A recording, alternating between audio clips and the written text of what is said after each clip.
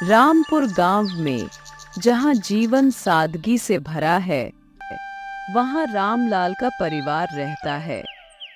रामलाल का बड़ा बेटा राकेश अपने पिता के साथ खेतों में काम करता है, जबकि छोटा बेटा रमेश आलसी और कामचोर है।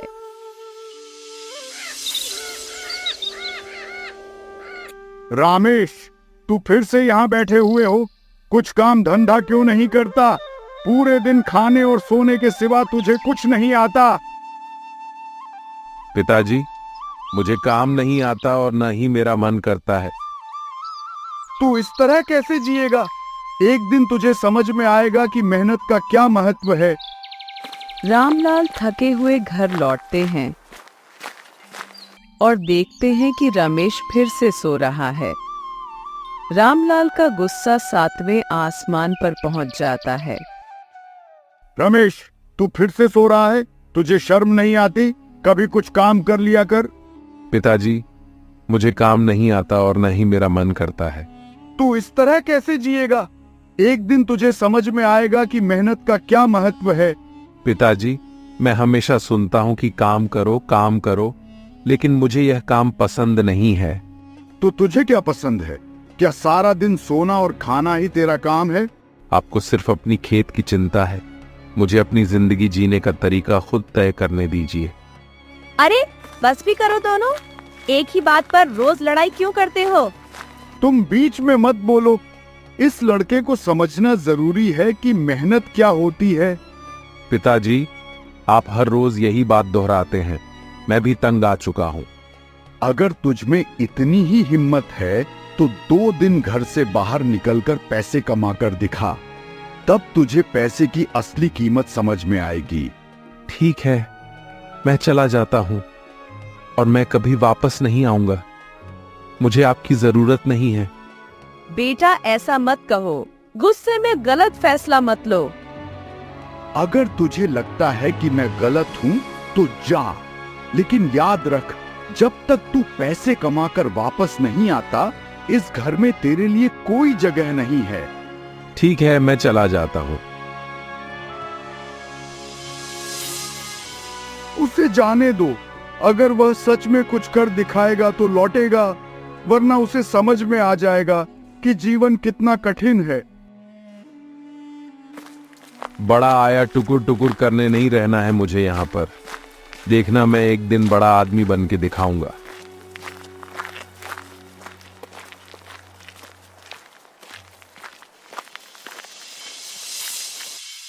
भूख और थकान से वह एक पेड़ के नीचे बैठ जाता है। अब मैं यहाँ क्या करूं? घर छोड़ आया और अब भूख भी लग रही है। काश मैंने पिताजी की बात मान ली होती। इतनी जोर से भूख लगी है, लेकिन मेरे पास तो पैसे भी नहीं हैं। मुझे किसी से मदद मांगनी होगी। शायद कोई मेरी मदद कर दे। रमेश उठकर बाजार की ओर चल पड़ता है।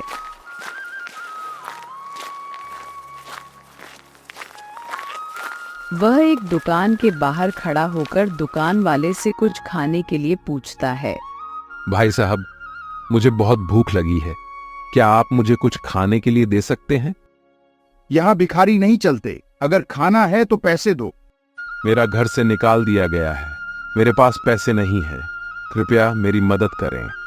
मुझे तुम्हारी कहानियों में कोई दिलचस्पी नहीं है। चलो यहाँ से। रमेश निराश होकर दूसरी दुकान पर जाता है और वही सवाल दोहराता है। उसे हर जगह से निराशा ही मिलती है।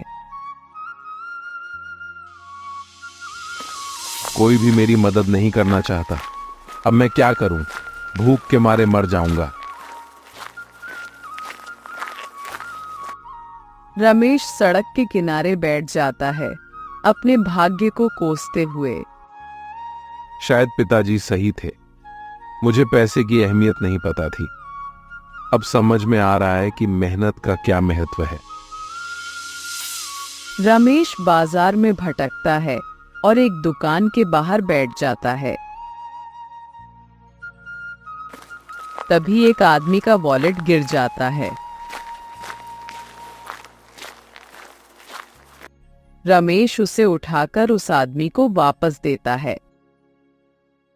धन्यवाद बेटा, यह बैग मेरे लिए बहुत महत्वपूर्ण है।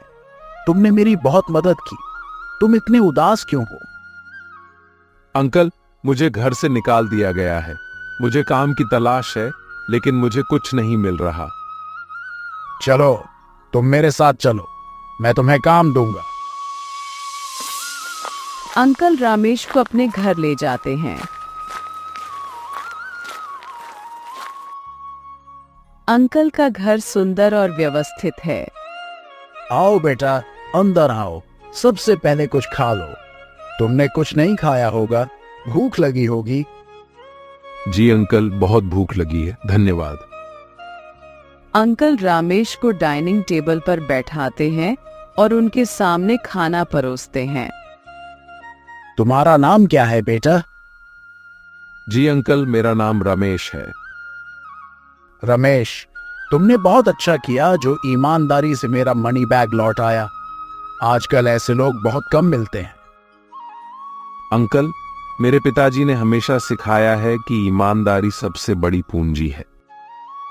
तुम्हारे पिताजी ने बिल्कुल सही सिखाया है। अब बताओ, तुम क्या करना चाहते हो? कोई काम ढूंढ रहे हो? जी अंकल, मैं काम करना चाहता हूँ, लेकिन मेरे पास कोई खास हुनर नहीं है। बस मेहनत करने की इच्छा है। मेरे पास एक ड्राइवर की जरूरत है। क्या तुम यह काम कर सकते हो? जी अंकल, मैं पूरी मेहनत और ईमानदारी से काम करूंगा। बहुत अच्छा, कल से तुम काम शुरू कर सकते हो। और हाँ, तुम्हारे रहने का भी इंतजाम यही होगा। धन्यवाद अंकल, आपने मेरी बहुत मदद की है। कोई बात नहीं बेटा, मेहनत और ईमानदारी से तुम अपनी जिंदगी बदल सकते हो।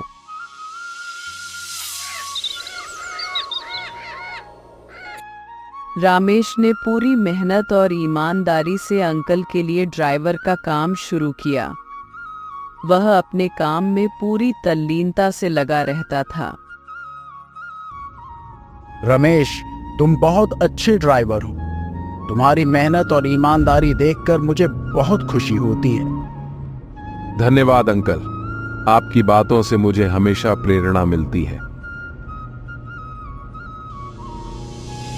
रमेश अपनी तनख्वाह को बचत करते हुए दिखाया जाता है। वह धीरे धीरे एक अच्छी खासी रकम जमा कर लेता है। अब मेरे पास इतने पैसे हो गए हैं कि मैं अपना खुद का ढाबा खोल सकता हूं। ये सब अंकल की मदद और मेरी मेहनत का फल है।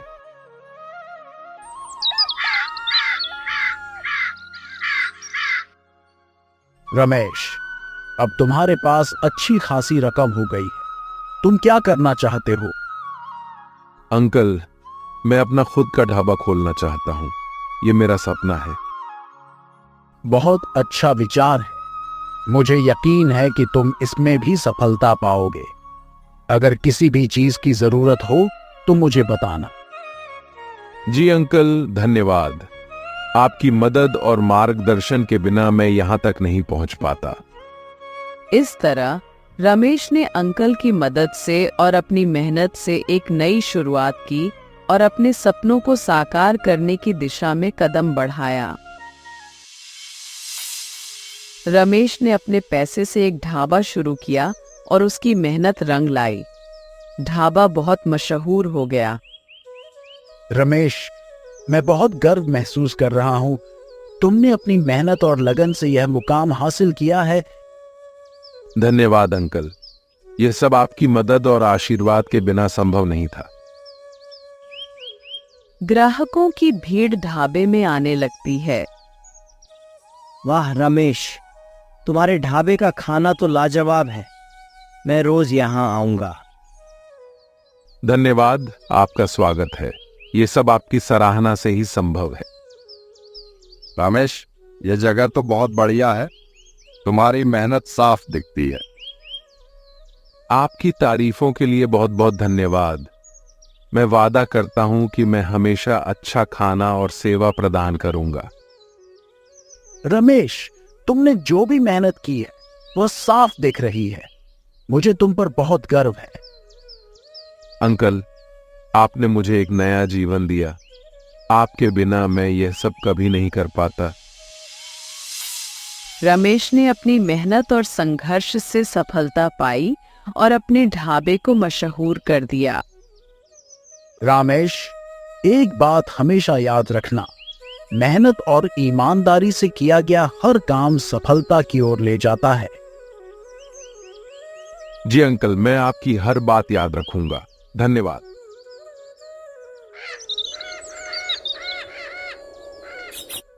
गांव वाले आपस में चर्चा कर रहे हैं कि रमेश ने ढाबा खोल लिया है।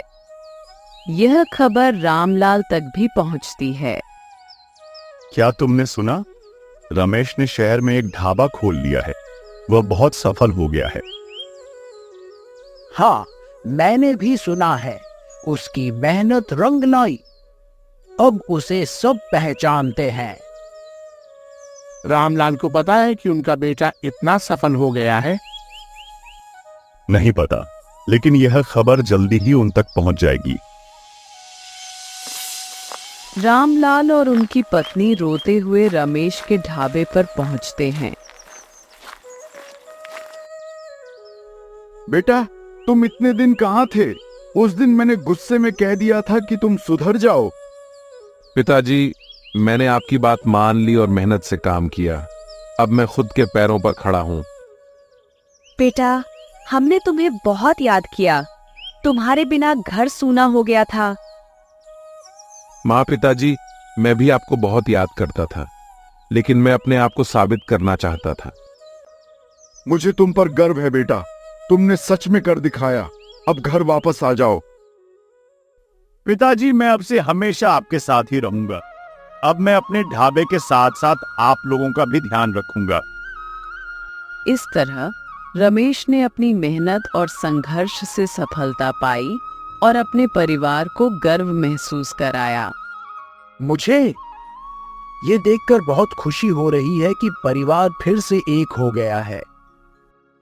धन्यवाद अंकल, आपकी वजह से ही मैं आज इस मुकाम पर हूँ।